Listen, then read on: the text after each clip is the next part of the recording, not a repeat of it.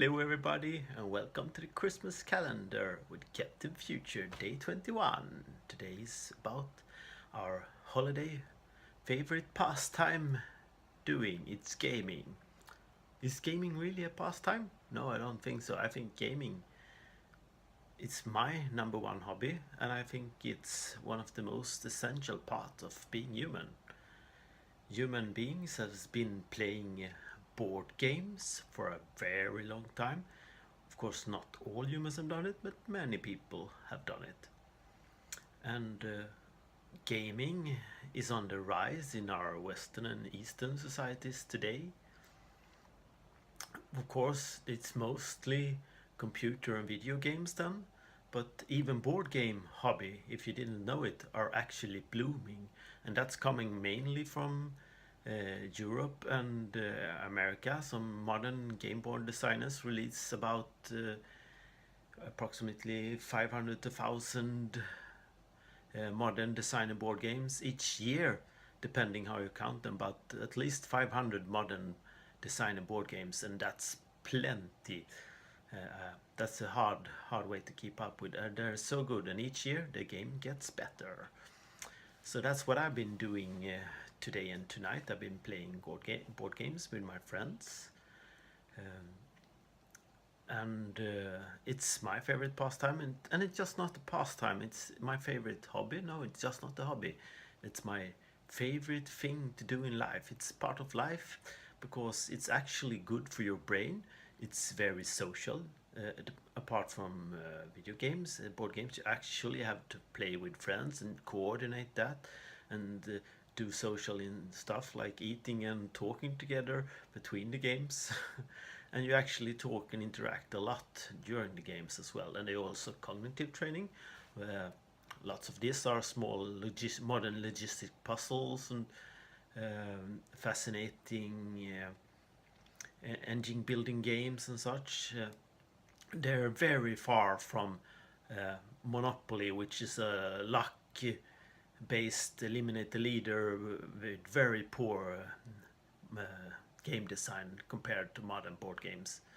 And this is a modern gem that came this year. This builds on a game that is a few years old, I think 7 or something, called Agricola. That is a modern farmer game, but this is the family edition that came this year, and it's they've stripped away everything and streamlined it and actually made it both quicker and better and funner for both 2, 3 and 4 players. Works very well. So this is my recommendation for your Christmas game this Christmas. If find your friendly local gaming store everywhere in wherever you are, Sweden, US, England, whatever, and get this game for Christmas. This is what we're gonna play for Christmas.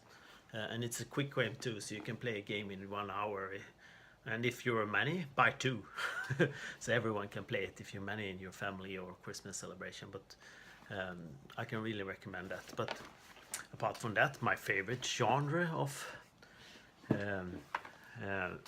board games are the civilization building games. And my number 2 favorite games there are, of course, Clash of Cultures. This is the out of print expansion, but you can still get the base game. You can find it online somewhere. And this is a reprint of the old game that came in 2003 that now came out this year on Kickstarter. It was a very successful Kickstarter game. They have made they took the old game that was not fairly well balanced, and they made a whole new super balanced, super fun game with added victory conditions, and they changed almost everything in the game. So these 2 are my favorite games. I love civilization building games, and that's another game point for playing board games, because when you have played a civilization board game, or if you're familiar with computer games, it started with Populous on the Amiga, and then there came Civilization at Sid Meier's on both Amiga and PC, and then Civ 2, 3, 4, Civilization Revolution, Civ 5, or this year Civ 6 are very successful games. And what's so fascinating about them? Because in them you can play God or the designer and building and designing your civilization. And our modern civilization is of course no one guy or or no Illuminati or secret order that has designed the world that it is today, or maybe it is. You want to go into the whole conspiracy theory around that, but uh, actually we should have a lot more system thinking and design thinking when we design our civilizations. Um, and from ancient, these two civilization games are both in the ancient era around Mediterranean, Greece, and Rome, and such. And but our modern civilization games and how you build a civilization, it's actually very useful to have that perspective. If it isn't one guy, if it isn't a secret organization who builds our society today. Otto Scharmer calls it our collective irresponsibility, and we actually have to do something about that. We have to do it in 2017. Some of us have really started, and we've come a long way. And Bloom and some of my friends shared some warming post-Justice Day evolutionary leadership, and Fjodor and many people shared some thoughts about we are in the midst of the revolution, and we have come so long way, so we have to share our best revolution thoughts and leadership thoughts and go forth from that. And in the pastime, gather your friends this Christmas and play some nice board games with them and get the conversation going around the board games and what they represent and what skills you can learn from playing certain board games. There are a lot of cooperative games that are popular in the late years, so if you're not a competitive player, find a cooperative game. There's actually one called Pandemic, if you haven't heard this, very dystopian theme about preventing widespread global pandemics as a scientist or a doctor or such, and it's a collaborative game against the game, and sometimes the games win and we gets obliterated as a civilization, and sometimes we can fight off the pandemics. It's a gloomy theme, but it's very thoughtful as well. There are other good cooperative. A very hard one is Robinson Crusoe, when you have to survive on an island and such, and there is a light one, Forbidden Desert, and another one, Forbidden Island, I think, two small co-op games. And there are a lot of good puzzle games like Codenames as well, and there are some fun pastime games like there are lots of good friendly designer co-op and competitive and creative games out there. So check out gaming. I should talk some more about. And if you play computer games, try not to get too fascinated by the violent games, of course, and try to talk to people what they represent when all you do is shoot. Of course, I'm I played lots of shooters in my day, but I usually don't do it anymore. The only shooters I played in the last couple of years are Left 4 Dead 1 and 2, when you're actually a cooperative game against the zombie apocalypse, and because I like that theme. We're not shooting other people, we only shoot zombies, and we collaborate, and it gets you thinking about the end of days in a funny way, just like watching the other Walking Dead TV series on TV.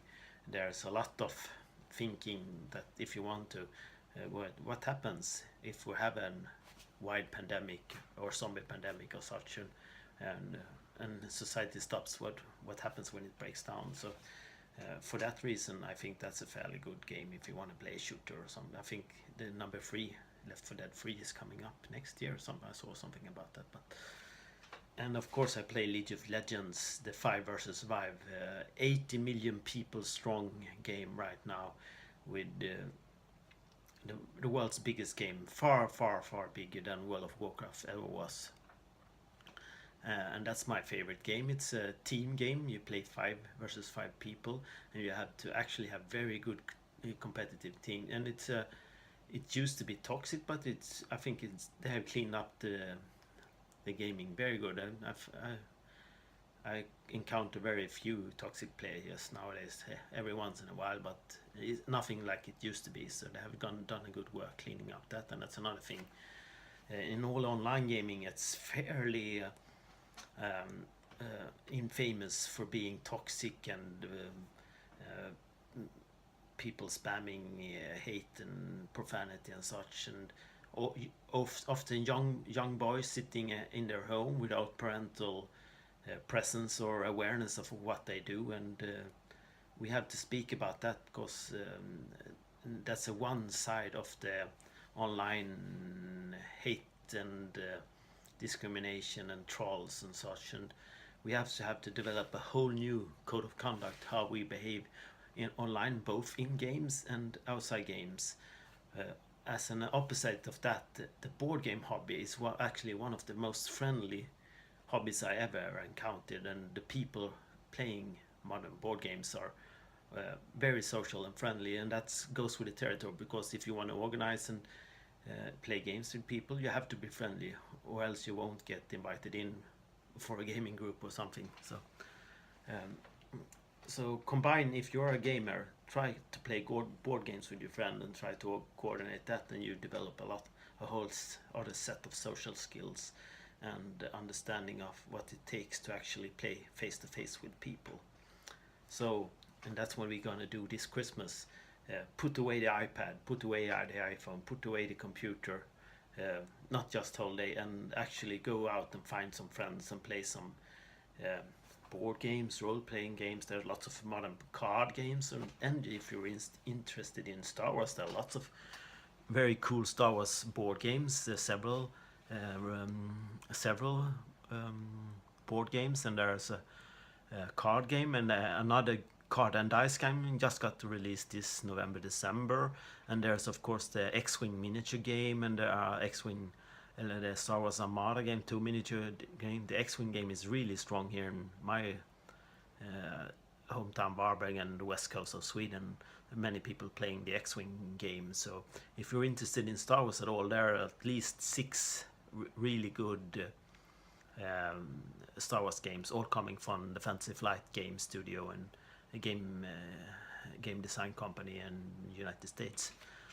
So check them out. And I also have Game of Thrones and lots of other cool board games and card games and such. So check them out if you're interested in Star Wars. Now I know many of my friends are both interested in the Star Wars movies and the Star Wars world, and also Star Wars games. So there's a 2-player game about the rebels versus the Imperial. There's dungeon crawler games, and there is what else is there? There are some other Star Wars games as well. You can all find them if you Google them on Fantasy Flight Games homepage. So that's it for me. And play games face to face this Christmas. Develop your social and cognitive skills, and discuss code of conduct. And of course, cheating is banned in playing board games, and that's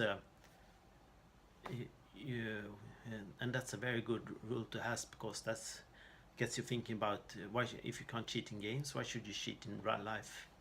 So, and discussion around code of conduct, ethics, and following rules and such. So you can have some good conversation about that as well. And there are a lot of creative games, and you can fairy tale games and storytelling games and such. So if you're into that, go find the storytelling games as well. Find a local game store, find a local game group, and they can get you going towards playing good, fantastic games this Christmas. This is probably my favorite topics, so I should probably stop talking really soon about gaming. And if you, of course, if you live here in Sweden or such, and or anything, contact me. I can help you find the right board game for you. If you are a gamer and want a game with me, please contact me, and I usually play in Halmstad, Varberg, Gothenburg here on the west coast in Sweden, but I can play elsewhere. And I actually hosted some board game after work events for companies as well. So if you're a company and want to do a creative evening event with your employees, please contact me, and I'll come and host a board game evening for you, and I'll teach all the rules, and I'll get people together and talk about the benefits of gaming and such, and I can do a whole workshop or keynote around gaming as well. I love gaming. This is Captain Future, the gaming lord for Christmas, signing out. Goodbye, everybody.